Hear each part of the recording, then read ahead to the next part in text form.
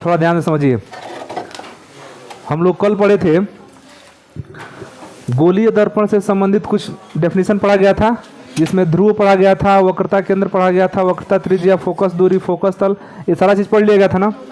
और प्रकाश के परावर्तन के कुछ नियम पढ़े थे, वो भी किसके द्वारा? गोलीय दर्पण के द्वारा। आज हम लोग पढ़ेंगे गोलीय दर्पण द्वारा प्रतिबिंब का बनना। देखिए, गोलीय दर्पण द्वारा प्रतिबिंब कब बनता है? जैसे मान लीजिए हमारे पास एक दर्पण है और हम इस पर कुछ प्रकाश की किरणों को भेज रहे हैं, भेज दिए इस तरह से, तो ये प्रकाश किरणें किसी न किसी वस्तु से चलेंगी। तो जब किसी वस्तु से चलने वाली प्रकाश की किरणें परावर्तन के पश्चात, यहाँ कौन सी घटना हो रही है? परावर्तन। तो किसी वस्तु से चलने वाली प्रकाश किरणें परावर्तन के पश्चात जिस बिंदु पर मिलती हैं, उसी बिंदु पर उस वस्तु का क्या बनता है? प्रतिबिंब बनता है। अगर किरणें वास्तव में मिल रही होती हैं तब तो प्रतिबिंब वास्तविक बनेगा, और अगर किरणें मिलती हुई प्रतीत होती हैं तो वहाँ पर आभासी प्रतिबिंब बनता है। इस प्रकार जो वस्तु का प्रतिबिंब होता है वो कितने तरह का हो जाता है? दो प्रकार का होता है। वस्तु का प्रतिबिंब कितने तरह का होता है? दो प्रकार का होता है। तो हम लोगों को इसी में सबसे जो पहला टॉपिक पढ़ना है वो है अवतल दर्पण द्वारा प्रतिबिंब का बनना। तो हम यहाँ पर अवतल दर्पण के प्रतिबिंब के लिए एक टेबल बना कर रखे हैं, इसी टेबल की सहायता से आसानी से हम लोग समझ जाएंगे। देखिए, ये आपका अवतल दर्पण है,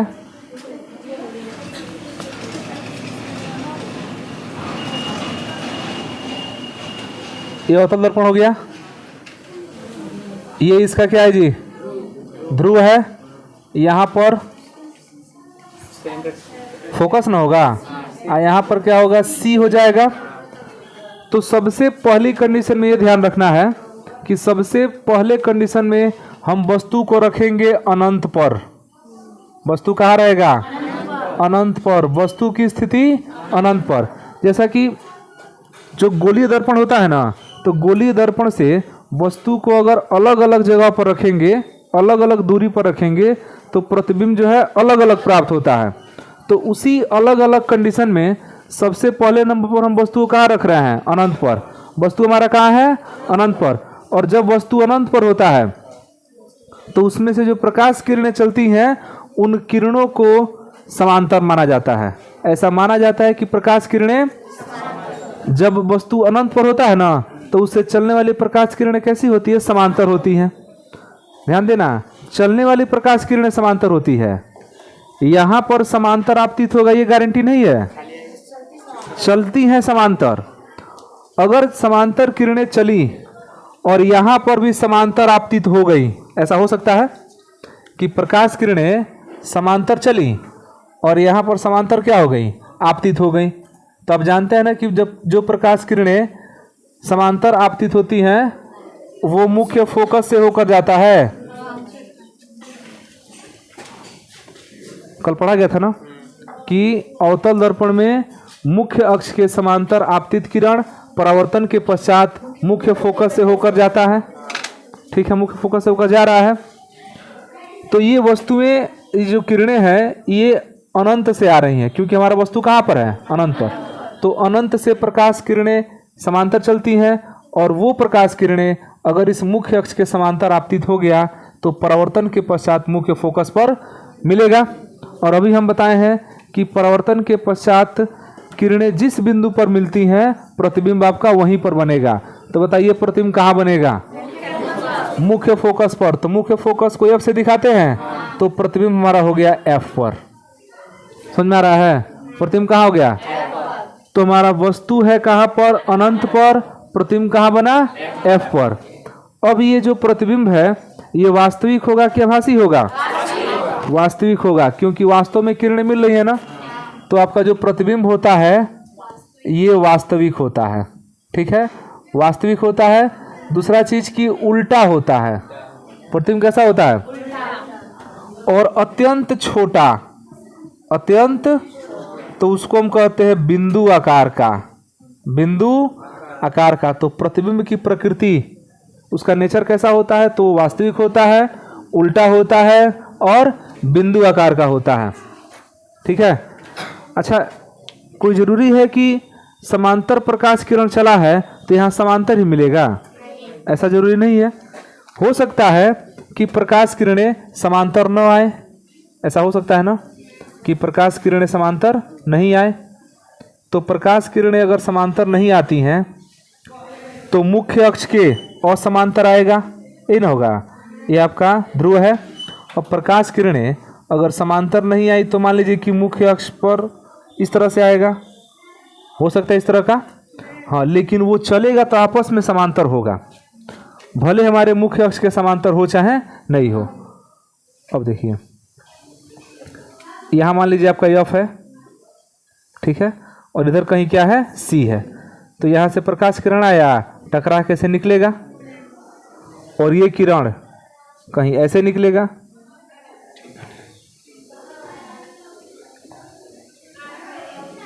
ये किरण कहीं ऐसे निकलेगा। तो फिर जहां पर काटेगा वही ना प्रतिबिंब बनेगा। तो अब ध्यान देना, कहीं भी किरण आएगा मतलब कि समांतर तो आ ही रहा है, लेकिन अगर मुख्य अक्ष के समांतर नहीं है तो ये कहाँ मिलेगा, तो ये जो फोकस है ना, इसी फोकस के नीचे या ऊपर कहीं मिलेगा। अगर नीचे से प्रकाश किरण जा रहा है तो ऊपर कटेगा, ऊपर से आ रहा है तो कहाँ कट रहा है, नीचे। इस तल को हम लोग फोकस तल कहे थे, याद है। इसका मतलब ये हुआ कि वस्तु का जो प्रतिबिंब है वो कहाँ कहाँ बन सकता है, या तो फोकस पर बनेगा, नहीं तो फोकस तल पर। तो एफ पर या फोकस तल पर, फोकस तल पर। तो जब वस्तु अनंत पर स्थित होता है तो प्रतिबिंब दो जगह बन सकता है। कहाँ कहाँ बन सकता है, या तो फोकस पर बनेगा, नहीं तो उसके फोकस तल पर बनेगा। फोकस पर कब बनेगा, यदि प्रकाश किरणें समांतर आपतित होती हैं तो मुख्य फोकस पर बनेगा। किसके समांतर आपतित होगी, मुख्य अक्ष के। अच्छा, चलेगा तो समांतर चलेगा, तो समांतर चल रहा है, अगर उसी प्रकार समांतर ही आपतित हो गया मुख्य अक्ष के तो मुख्य फोकस पर बनेगा। और अगर मुख्य अक्ष के समांतर न आपतित होकर किसी अन्य दिशा से आपतित हुआ तब भी ये कहाँ पर बनेगा, फोकस तल पर ही बनेगा, लेकिन रहेगा फोकस के आसपास ही, या तो उसके ऊपर होगा, नहीं तो उससे नीचे होगा, नहीं तो खुद फोकस पर होगा। तो ये लाइन समझ में आया है। वस्तु की स्थिति कहाँ पर, अनंत पर। प्रतिबिंब की स्थिति एफ पर या फोकस तल पर। वास्तविक होगा प्रतिबिंब, उल्टा होगा और बिंदु आकार का होगा। तो दूसरा कंडीशन हमारा है कि वस्तु जो है, सबसे पहली बार वस्तु कहाँ पर है, अनंत पर। अब जो है वस्तु अनंत और सी के बीच में, वस्तु कहाँ होगा, अनंत और सी के बीच में, अनंत और सी के बीच में। देखिए एक अनंत और सी कहाँ है, ये हो गया आपका अवतल दर्पण, अवतल दर्पण, और ये इसका हो गया मुख्य अक्ष, ठीक है। ज्यादा नजदीक हो गया,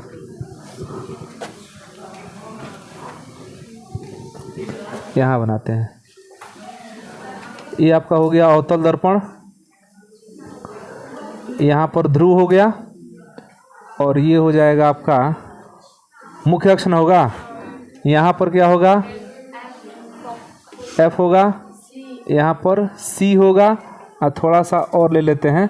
सबसे पहले तो वस्तु को हम लोग कहाँ रखे थे, अनंत पर रखे थे ना, नहीं, सबसे पहले तो अनंत पर रखे थे।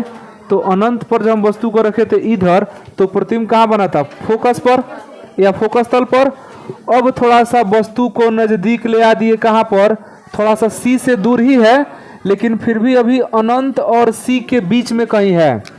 तो यहाँ पर हमारा वस्तु है, ये कहाँ है, इधर तो मान लीजिए अनंत हो गया, ये हो गया सी, अनंत और सी के बीच में। मतलब ये दूरी नापी जा सकती है, लेकिन जब अनंत पर था तो दूरी हम नहीं नाप सकते हैं।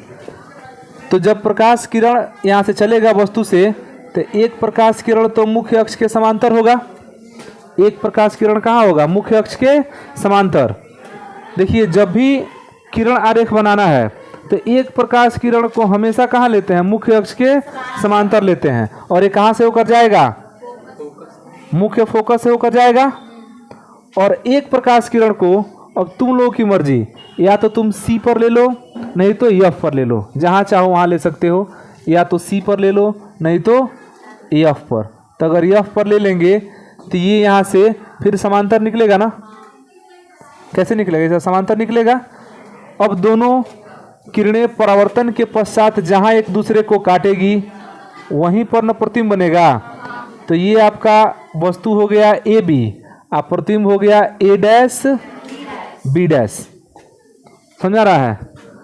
तो देखिए ये प्रतिबिंब कहाँ बना है, सी और एफ के बीच में। प्रतिबिंब कहाँ बना है, सी और एफ के। वस्तु कहाँ है, अनंत और सी के बीच में। और प्रतिबिंब की स्थिति सी तथा एफ के क्या ठीक बीच में है, नहीं, कहीं भी हो सकता है। सी और एफ के बीच में कहीं भी हो सकता है, एकदम एग्जैक्ट बीच में हो ऐसी कोई गारंटी नहीं है। ठीक है। वस्तु का प्रतिबिंब कैसा है, वास्तविक है, उल्टा है, वस्तु से छोटा है, वस्तु से कैसा है, छोटा।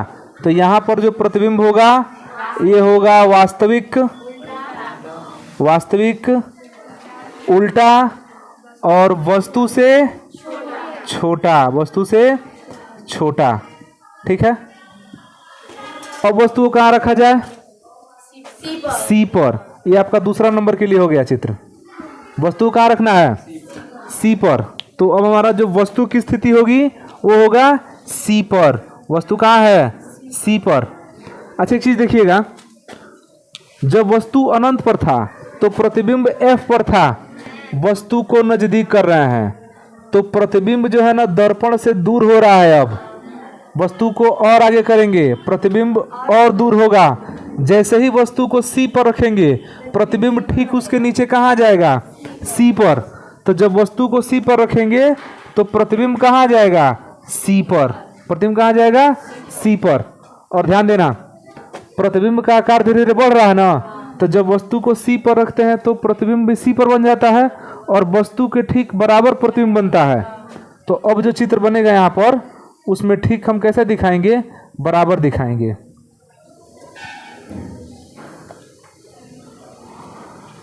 तो यहाँ हो जाएगा एफ, यहाँ हो गया सी, एक हम वस्तु को ले लेंगे सी पर, ये आपका होगा ए बी। और एक प्रकाश किरण को मुख्य अक्ष के समांतर लिया जाएगा, जो कहाँ से जाएगा, मुख्य फोकस से न जाएगा। और एक प्रकाश किरण को एफ पर लेंगे, ये समांतर जाएगा। थोड़ा सा आगे कर दें,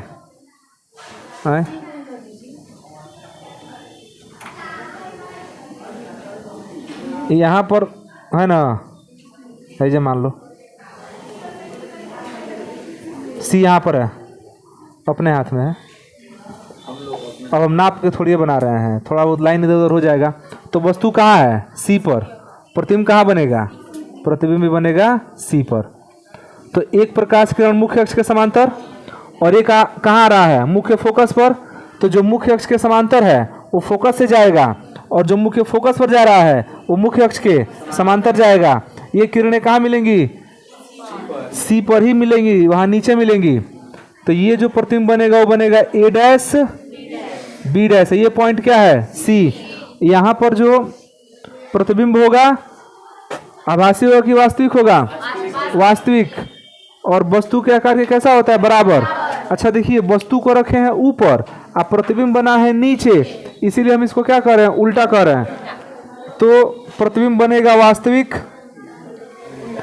वास्तविक बनेगा, उल्टा बनेगा और वस्तु के बराबर, वस्तु के बराबर बनेगा।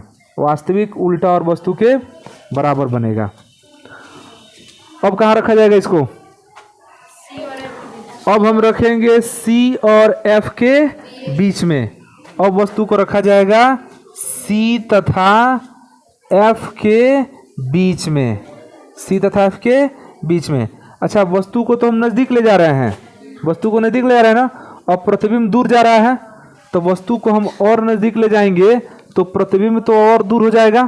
तो अब प्रतिबिंब जानते हैं कहाँ चल जाएगा, सी और अनंत के बीच में। प्रतिबिंब कहाँ चल जाएगा? सी और अनंत के बीच में। सी तथा अनंत, सी तथा अनंत के बीच में, सी तथा अनंत के बीच में। एक चीज देखिएगा यहाँ पर, चलो देखें।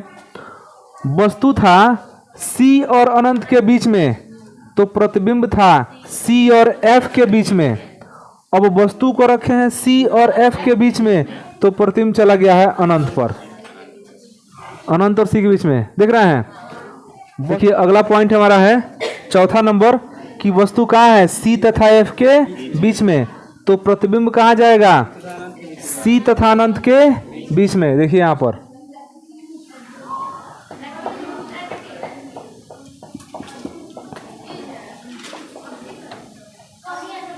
ये ध्रुव P हो गया, यहाँ F हो जाएगा और इधर C। वस्तु को कहाँ रखना है? C तथा F के बीच में वस्तु रहेगा, तो C तथा F के बीच में वस्तु रखा जाए। यहाँ पर रख देते हैं कहीं पर। ये वस्तु हो गया। एक प्रकाश किरण मुख्य अक्ष के समांतर होगा, वस्तु का नाम दे देते हैं AB। तो ये तो जाएगा मुख्य अक्ष नहीं, मुख्य फोकस से होकर जाएगा। और एक प्रकाश किरण को अगर चाहे तो मुख्य फोकस पर रख सकते हैं। तो मुख्य फोकस से अगर ये प्रकाश किरण कैसे निकलेंगी? समांतर निकलेगा। सी को थोड़ा किनारे करो। यहाँ पर देखिए ये यहाँ पर कट रहा है, तो सी और अनंत से कहाँ जाएगा?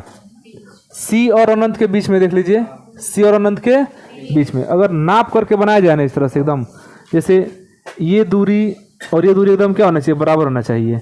और इसको आप लीजिए तो इसके मुख्य अक्ष के एकदम क्या हो? समांतर। नाप के बनाएंगे तो कभी भी इस तरह की गलतियां नहीं होगी, ये आराम से जाके बाहर ही कटेगा। तो ये हो गया सी, वस्तु बनाए यहाँ पर, और ये आपका अनंत है। तो वस्तु का प्रतिबिंब कहाँ गया? सी तथा अनंत के बीच में। अच्छा, वस्तु का जो आकार है वो अब धीरे धीरे क्या होगा? बढ़ेगा। तो वस्तु का आकार इसमें बड़ा होगा। वस्तु का जो प्रतिबिंब है, प्रतिबिंब कैसा बनेगा? वास्तविक बनेगा। कैसा होगा? वास्तविक उल्टा वस्तु से बड़ा, वस्तु से बड़ा, वास्तविक उल्टा तथा वस्तु से। अब वस्तु को कहाँ रखा जाए? सी और एफ के बीच में हो गया ना। अब वस्तु कहाँ रहेगा? एफ पर। तो अब वस्तु रहेगा एफ पर। तो ये हो गया दर्पण और ध्रुव, मुख्य फोकस, वक्रता केंद्र सी। वस्तु को रख देना है कहाँ पर? एफ पर।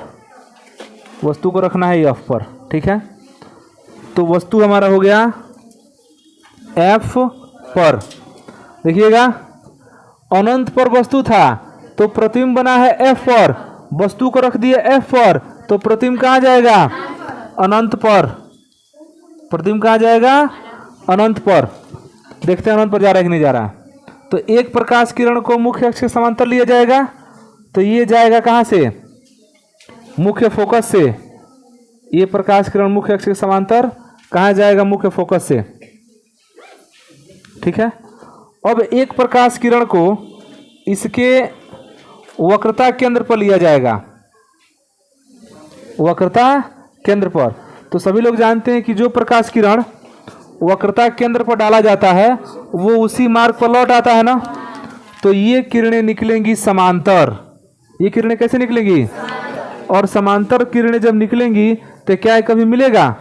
नहीं। लेकिन मैथ में परिभाषा दिया जाता है कि समांतर रेखाएं कहाँ पर काटती हैं? अनंत पर। तो इसका मतलब अनंत पर काटेंगी, तो जब अनंत पर काटेंगी तो प्रतिबिंब कहाँ बनेगा? अनंत पर। तो प्रतिबिंब कहाँ बन गया? अनंत पर। और जैसे जैसे प्रतिबिंब इस दर्पण से दूर होगा वैसे वैसे उसका आकार क्या होने लगेगा? बढ़ने लगेगा। तो यहाँ पर वास्तविक और उल्टा तो बनेगा क्योंकि नीचे बनेगा, और वस्तु से बहुत बड़ा, वस्तु से जो है बहुत बड़ा बनेगा।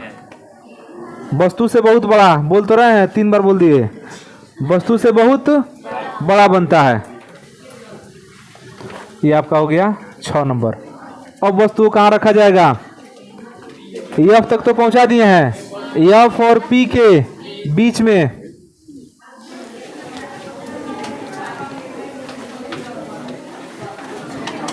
देखिए वस्तु होगा एफ तथा पी के बीच में, एफ तथा पी के बीच में। तो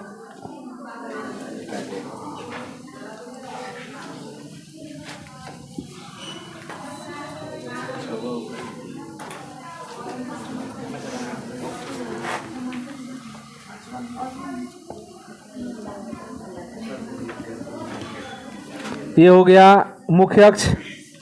थोड़ा सा पीछे ले लेते हैं। यहाँ पर हो गया ध्रुव पी, एफ और यहाँ पर सी। वस्तु कहाँ रहेगा? मुख्य फोकस और ध्रुव के बीच में। तो वस्तु को हम लोग इधर रखेंगे, ठीक है। तो एक प्रकाश किरण को मुख्य अक्ष के समांतर, तो ये कहाँ से जाएगा? मुख्य फोकस से। और एक प्रकाश किरण को हम लोग लेते हैं इसके वक्रता केंद्र पर।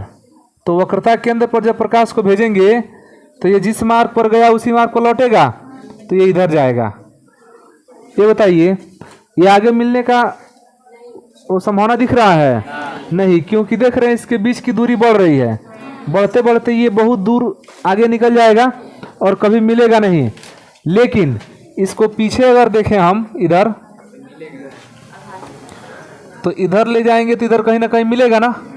और जहां पर मिला वहां पर प्रतिबिंब बनेगा ए डैश बी डैश। तो ये प्रतिबिंब जो है वास्तविक है कि उल्टा है? वास्तविक है कि आभासी है? वास्तविक नहीं, आभासी है, क्योंकि वास्तव में किरणें नहीं मिल रही हैं। तो प्रतिबिंब आपका है आभासी, सीधा और वस्तु से बड़ा। तो प्रतिबिंब जो बना है वो बना है दर्पण के पीछे। दर्पण के पीछे कितना दूरी पर बना ये नहीं पता है, लेकिन दर्पण के पीछे बना है। कैसा बना है ये?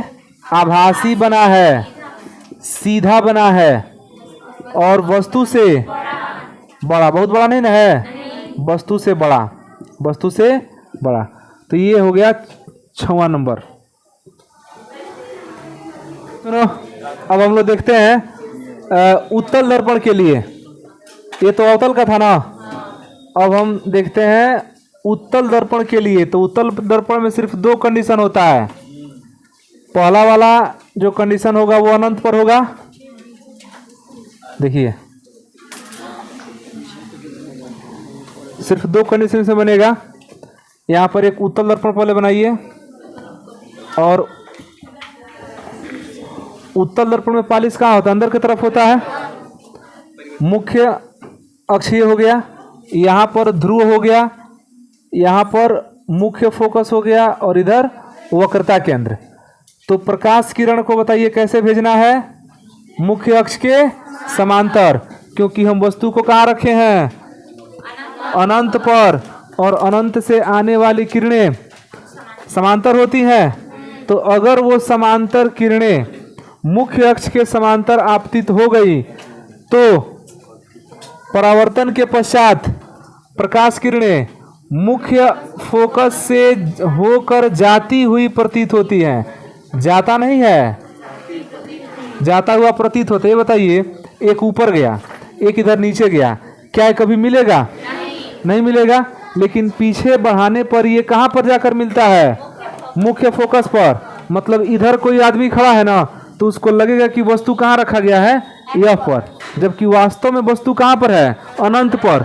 तो जो व्यक्ति देख रहा है वो वस्तु नहीं देख रहा है, उसका प्रतिबिंब देख रहा है।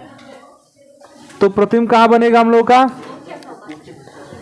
एफ पर बन जाएगा। ये होगा आभासी। कैसा होगा? आभासी होगा, सीधा और वस्तु से अत्यंत छोटा, मतलब बिंदु आकार का। कैसा बनेगा? बिंदु आकार का। तो एक तो ये हो गया। दूसरा देख लो, एक ही बार बना लेना दोनों। अब एक प्रकाश की एक और यहाँ पर बना देते चित्र। एक उत्तल दर्पण हो गया है?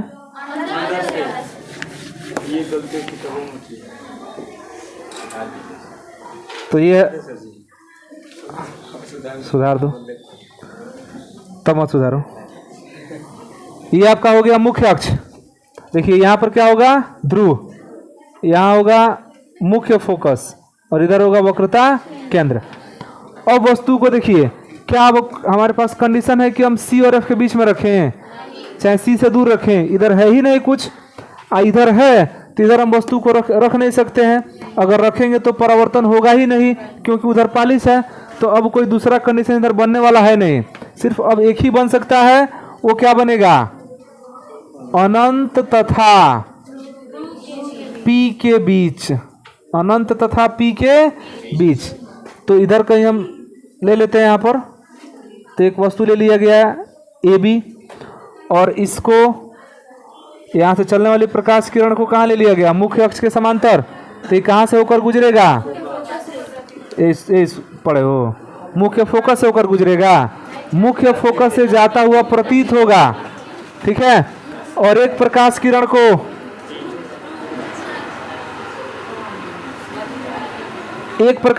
को हम लेंगे कहाँ पर, वक्रता केंद्र पर। तो वक्रता केंद्र पर आपतित किरण परावर्तन के पश्चात उसी मार्ग पर लौट जाता है। क्या ये कभी मिलेगा, तो प्रतिबिंब नहीं बनेगा, लेकिन पीछे ये यहाँ पर मिलता हुआ प्रतीत हो रहा है, इसलिए वहां प्रतिबिंब बनेगा। और कैसा प्रतिबिंब बनेगा, आभासी बनेगा। तो सबसे पहले देखिए प्रतिबिंब कहाँ बन रहा है, P तथा F के बीच, P तथा F के बीच। कैसा बना है, आभासी बना है, सीधा, वस्तु से छोटा, वस्तु से छोटा, आभासी, सीधा तथा वस्तु से छोटा। तो ये हो गया हम लोगों का अवतल दर्पण और उत्तल दर्पण द्वारा प्रतिबिंब का बनना। ये उत्तल दर्पण में 2 कंडीशन और अवतल में 6 कंडीशन। कहाँ केमिस्ट्री पढ़ रहा था। चलिए देखिए, अगला हेडिंग है F तथा R में संबंध। F तथा R में संबंध। F क्या है, फोकस दूरी, और R क्या है, वक्रता त्रिज्या। R जो है वक्रता त्रिज्या। अब देखिए कोई दर्पण अगर है इस तरह से, थोड़ा ध्यान से देखेंगे सब लोग। कोई अगर दर्पण है, ध्रुव उसका P हो गया, और यहां पर इसका क्या हो जाएगा,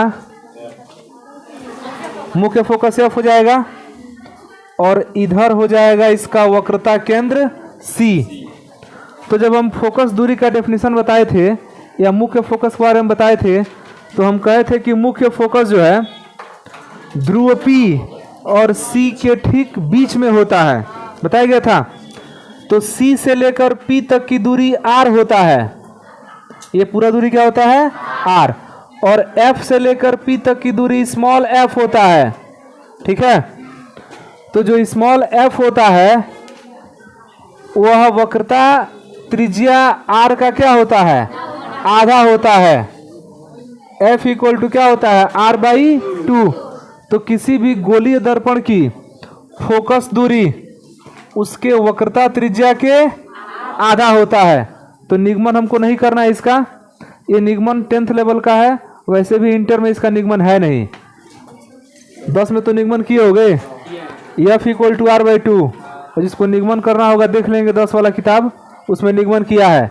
इस तरह से क्या किया होगा ना, एक प्रकाश किरण लिया होगा और इसको भेजा होगा यहाँ से, ठीक है। एक बीच में क्या डाल दिया, अभिलंब, इसको कह देता है I, इसको कह देता है R, और त्रिभुज का उपयोग करता है, और त्रिभुज का उपयोग करके क्या कर देता है, सिद्ध कर दिया जाता है। 2 लाइन में सिद्ध कर दे रहा है, ध्यान से देख लो, लिखना नहीं, बस सिद्ध कर दे रहे हैं। टेढ़ा है उसको सिद्ध कर दे रहे हैं हम। तो देखिए ये प्रकाश किरण समांतर है और इसके समांतर मुख्य अक्ष के, और ये काम करेगा तिर्यक रेखा का। तो यह और यह एकांतर कोण हो गए, तो ये आई है तो ये आई हो गया। और हम लोग जानते हैं कि आई और आर हमेशा क्या होते हैं, बराबर होते हैं। इसका मतलब कि इस त्रिभुज में अगर हम इसका नाम बी रख दें तो बी एफ सी, इस त्रिभुज में आई और आर बराबर हो जाएंगे। और जब किसी त्रिभुज में दो कोण बराबर होते हैं तो उनके सामने की भुजाएं भी क्या होती हैं। इसका मतलब कि सी एफ, इस आर के सामने का भुजा सी एफ और आई के सामने का भुजा बी एफ, दोनों क्या हो जाएगा, तो सी एफ इक्वल टू क्या हो जाएगा, बी एफ। ऐसा क्यों हुआ है, क्योंकि एंगल आई जो है एंगल आर के बराबर है। और त्रिभुज का नियम होता है कि किसी भी त्रिभुज में अगर दो कोण बराबर हैं तो उनके सामने की भुजाएं क्या होंगी, बराबर होंगी। या दो भुजाएं बराबर हैं तो उनके सामने कोण क्या होंगे, बराबर होंगे। तो सी एफ किसके बराबर निकल गया, बी एफ के बराबर। अब चूंकि ये जो दर्पण है ये तो काफी बड़ा है, वास्तव में दर्पण होता है इतना छोटा, तो अगर दर्पण को हम छोटा कर दें तब तो उस हिसाब से जो बी है वो तो पी के करीब आ जाएगा।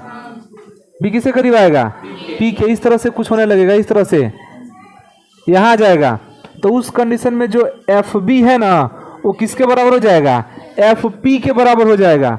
जो एफ बी जो बी एफ है वो क्या हो जाएगा, पी एफ हो जाएगा। बी किसके करीब चल जाएगा, पी के। मतलब कि सी एफ जो बी है वो पी हो जाएगा और यह एफ। ऐसा तब होता है जब दर्पण की वक्रता एकदम क्या हो, छोटा हो। तो दर्पण छोटा छोटा ही ना होता है, जो लैब में यूज होता है वो छोटा छोटा होता है, मतलब इतना बड़ा बड़ा होगा। तो सोचो इतने में सब करना है, तो जो बी है वो एकदम कहाँ चल जाएगा, पी पर। तो बताइए सी एफ और पी एफ दोनों बराबर हो गया, सी एफ और पी एफ ये दोनों बराबर हो गया, सी एफ और पी एफ दोनों बराबर हुआ। बराबर का मतलब ही तो है कि ये बीच में है, तो जितना यह है उतना ही यह है। तो हम कहें कि सी पी बराबर लिखिए, सी से लेकर पी तक, तो लिखेंगे कि C F plus P F, C F plus P F. और अभी जो सी एफ लिखे हैं वो किसके बराबर है, तो पी एफ फिर से लिख दिए, एक प्लस पी एफ है बराबर C P. C P R है, सी पी कितना है, सी से लेकर पी तक आर, पी से लेकर एफ तक एफ स्मॉल एफ, ये भी कितना है स्मॉल एफ, एफ और एफ, एफ और एफ 2f बराबर R, F equal to R by 2। निगमन हो गया। तो बहुत कुछ खास इसका निगमन नहीं, बस ये ध्यान रखना है कि जो फोकस दूरी होता है ये वक्रता त्रिज्या के क्या होता है, आधा होता है। तो किसी भी गोली दर्पण, चाहे वो उत्तल दर्पण हो या अवतल दर्पण हो, चाहे उत्तल दर्पण हो चाहे अवतल दर्पण हो, उसकी फोकस दूरी उसके वक्रता त्रिज्या के आधा होता है। तो इसके बाद कल पढ़ा जाएगा दर्पण सूत्र, नहीं कल पढ़ा जाएगा केमिस्ट्री, कल पढ़ा जाएगा।